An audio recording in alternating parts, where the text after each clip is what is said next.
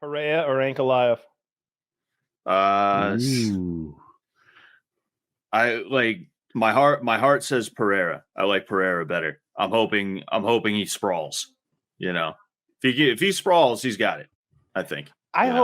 What I hope happens, and what we're talking about is the main event for the UFC event this weekend. It's Alex Pereira versus Ankalaev. Ankalaev, we're afraid, is going to take advantage of the fact Pereira's not more of a kickboxer and doesn't have a lot of wrestling experience, and take him down and whoop him. And I'm hoping that Pereira can knock him out before that happens. Like, God damn, he's so good. I've been saying this every time Pereira wins. I'm like, my God, if he wins one more like this, how are you not going to put him in that GOAT conversation, or at least in the top 3 of it?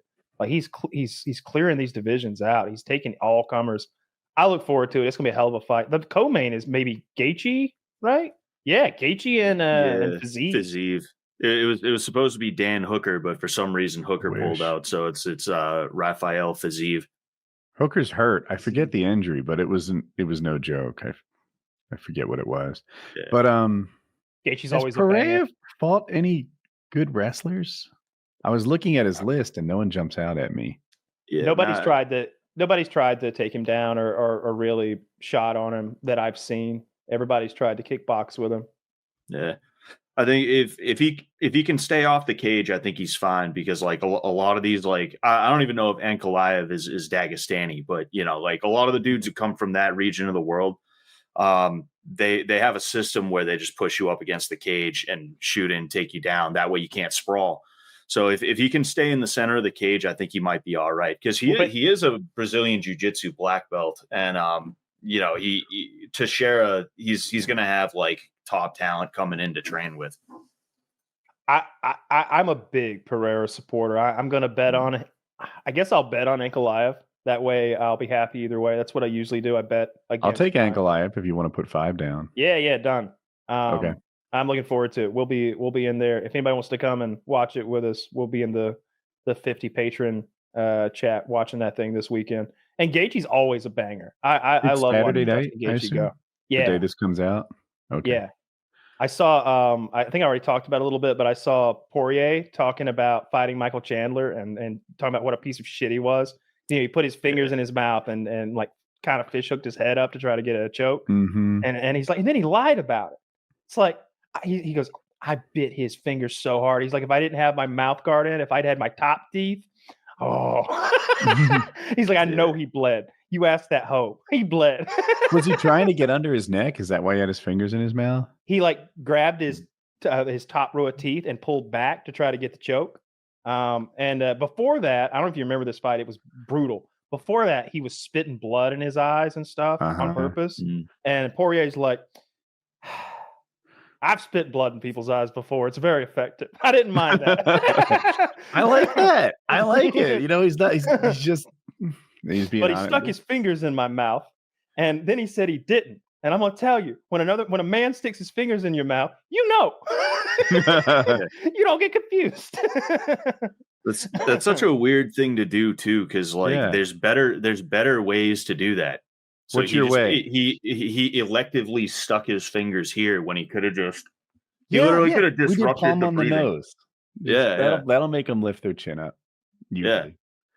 Yeah, I think Chandler just has a thing for like, I don't know, inserting digits or something, because I've heard shit like that before about him too. I think he's just a dirty fighter. He's looking for anything, and which whatever. But I don't like that. I remember him spitting the blood. I think Luke Rockhold maybe did that in a fight too one time, and I didn't like it then either. And it's like, I'm not a fighter, but this feels like too much. You know what I mean? It's like that just seems like too much. I don't want to see that. As a fan, I definitely don't want to see that. I don't want to see my guy like do that to somebody, and I don't want to see it done to him. It's just fucking gross. And they do it on purpose. Like they're clearing their nose into this guy's eyes, from the top. And it's like, it's so awful. Oh God, I hope we all got tested. Yeah. They call those professional fouls. You accidentally hit a dude in the nuts. You're like, oh, sorry. That type of shit. Yeah, it seems like you get one. It seems like it. I watch every fight, and I watch every single fight, I think, and it's like, it seems like the move here, because I watch a lot of times with people who've never seen any UFC, and somebody get kicked in the nuts or poked in the eye, and be like, all right, so what happens? He gets a foul? And I'm like, well, they say he gets a warning. All right, well, if he does it again, he take a point away. Well, not sometimes, but it's kind of up to the ref, and it depends how More bad the guy. likely, a more stern warning. More likely, a more stern warning. And they're like, okay, well, the third time he fouls him. Well, you're going to see new levels of sternness on this one. And it's like, well, it actually depends on what kind of foul the third foul is, because you could kick him in the nuts twice and then poke him in the eyes, and you still won't lose a point because that's a different thing. The ref's going to say, hey, I mean it this time. And now you're over there trying to cough your balls back into existence, blinking through tears because your corneas are scratched. And the refs are saying, okay, he's been warned. Get back after it. Come on, work. Fuck that. I wish they would be. Look, sometimes accidents happen. I'm sure. Like some of those kicks, especially, are like around the upper thigh, and people move in when you throw the kick, and it changes where it lands. I get all that, but the eye pokes is my main thing. I hate eye pokes determining fights, and I'm also like irked because I don't want my eyeballs fucked with. Like I got a thing about my eyeballs. I like about eyes in general. I've got a thing where I don't like my eyes fucked with. Like it's a little bit of a phobia. Like when I get a hair in my eye, like it's really upsetting when I see someone with a bloody eyeball. And I've seen it in the UFC where like fingernails have gone in there and cut their eyelid and scratched their eyeball. And these guys are the toughest dudes in the world, and they're just tough, and they're blinking through the tears trying to make their body do a thing it won't do. They're pretending like they can see two fingers, and they don't even and I hate that determining fights. That's the worst thing that happens. Whenever that happens and I'm watching the fights with a new person who's never seen them, I'm a little embarrassed for the sport. It's like, you saw the thing that we're embarrassed of. Like this doesn't happen. Well, actually it does happen quite often. It ruins a lot of nights. Probably every third fight night there's a fight ruined by this. I would say every third event. Toughness. That's one of the things this has played out so many times in so many corners. A fighter will come back, he'll sit down on the bench, and he'll explain how hurt he is and how that's impairing his ability to fight. And I think he wants the coach to give him a little like, ooh, one eye and a broken arm, that is a rough spot. Instead, they're like, this is no time to be a pussy about one-eyed broken arms. You need to get in there. Like GSP was like, I pulled my groin. It's hard to walk. What? Hit him with your groin then. And I'm like, hit him with your groin. You're my coach. Like, that's not even good advice. But it's a testament to how tough these boys are. Yeah. That happened with, I don't know if it was the last one. It might have been, but it was Henry Cejudo versus Song Yadong. Henry got poked in the eye. He took almost all 5 minutes of the time, and I think he ended the round. It was like there was like 30 seconds left. He just ended it on his horse. He didn't like try and attack or anything like that. And he goes back to his corner, and you can kind of tell he's like, I can't see anything, and they're trying to talk him through it, and he's like, I can't see anything. He's like kind of. I think he was asking for the towel. Yeah, basically. Okay. Yeah. This is Did he get a towel? No, but they kind of fixed it by there's some rule that if it's championship rounds, or in this case just main event, if you get to round 4 and there's an injury, they'll go by the scorecards. So they literally kind of technicality. They were like, we're going to start round 4. Call it immediately, and then we'll go to scorecards. Oh, okay. This is the Teixeira Anthony Smith fight, and Anthony Smith's in the corner saying, "My teeth are falling out. My teeth are falling out." And it's like, that's a lot. He doesn't say, "Oh my God, my teeth are falling out." He's like, "Hey, just so you know, my teeth are falling out of my mouth." That's okay. It happens. It happens. It's part of the sport. There was like a woman's fight. Player. There was a woman's fight a week or two ago, and I don't know how she got it, but she got this gash on her knee that looked like she'd been in a car accident. And she was sitting on the stool, and she was like, "How bad is it?" She like wasn't going to look at it, and they're like, "It's not that bad." And I'm like, "It's bad. It's bad. Just a flesh wound." It was deep, and I think she tore it on the mat, sprawling or something. Yeah, I don't know how she got it. It was nasty. Yeah, that's a tough sport. I wouldn't want any part of that shit, dude. Between every round, when a round would end, the crowd would go wild. Like, yeah, like they're cheering for that round. You know what I mean? Like, it was great. Yeah. When you say that MMA is like gamified now and you don't like it, what do you mean by that, Scott?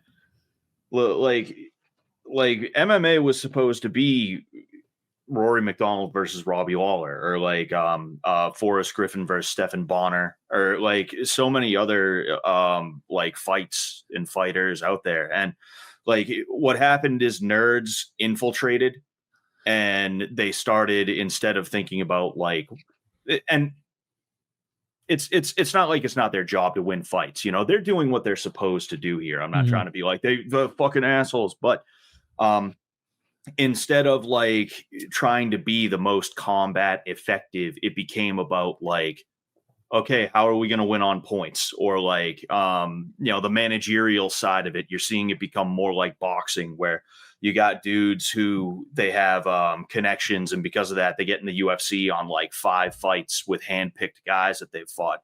And it's just like, it's just not as fun anymore, because you don't have barn burners. You have a lot of guys that the striking is like kind of cookie cutter, and then the grappling is just like not exciting either, you know. Like that's the thing I hate about the Dagestanis, is like they're just fucking boring as shit to watch, you know. I don't like. What do you think about Khamzat? Because as much as I despise Khamzat for like half a dozen reasons, you know, God, it just seems like he's a chimpanzee mauling everybody he comes across. Like I don't know who's going to beat Khamzat. Yeah, he's definitely a tough one, and I'm saying that as someone who doesn't really like him, you know. Same. I hate him. Yeah. Like it is hard to find a solution to that problem, you know, especially after what he did to Robert Whittaker, you know. Now, like honestly, I think Robert Whittaker was kind of he was gonna start being on the downslope soon if he wasn't already, but like it was pretty crazy, you know. And I think you might see Khamzat with the belt soon, and I don't know if he'll hold on to it for long. I need to see him next to Dricus. I need to see them stand next to one another, and then I think I'll have a better idea of whether Khamzat can ragdoll him the way he did like Kevin Johnson or whatever his name is. Dricus is so big and strong. He's so big and strong. Like he cuts a lot of weight. I think he's probably walking around. I don't even know. He cuts a lot of weight. So I need to see them next to each other, and I think I have a better idea. But right now, I think Khamzat's going to be the fucking champion of that division soon, because they're fighting next. I remember seeing you, because I like your fight comments and commentary, Scott. I'm the furthest of the four of us by far from the MMA UFC world. But you were talking about like not enjoying the leg kick meta in UFC, and what... Like, is that, am I taking that right? You really just like that? Yeah. It's like one of the cool things about MMA is that you get to discover and rediscover new stuff. So like the whole calf kick thing, I'm not saying I hate it completely, but like MMA striking has become so specific to like very handsy, like high volume, not like, you know, throwing pillows at each other, but just not throwing with as much conviction kind of striking. And what used to be one of the cool things about MMA, which was like leg kicks and, you know, different stuff like that, you don't see as much of it anymore. It's kind of like an afterthought. It's just a way to get somebody to think, oh, maybe he might kick me down there, I should pay attention to that. As opposed to even like a modern example of someone who is like exciting to watch, Roundtree. He got dismantled by Pereira, but like that's a top level kickboxer. There's no shame in that, you know. It's fun to watch dudes like Roundtree, because they're like, everything they're throwing is with fucking conviction. They're trying to chop you in half with their shin. And even someone like Pereira, as exciting as he is, he still kind of does that whole like, you know, flippy little like snappy leg kick thing, just to kind of try and add a little bit of variety for his strikes. Punches hard though. There's no wind up to his leg kick. He just it looks like there's no power to it even, but then you hear it.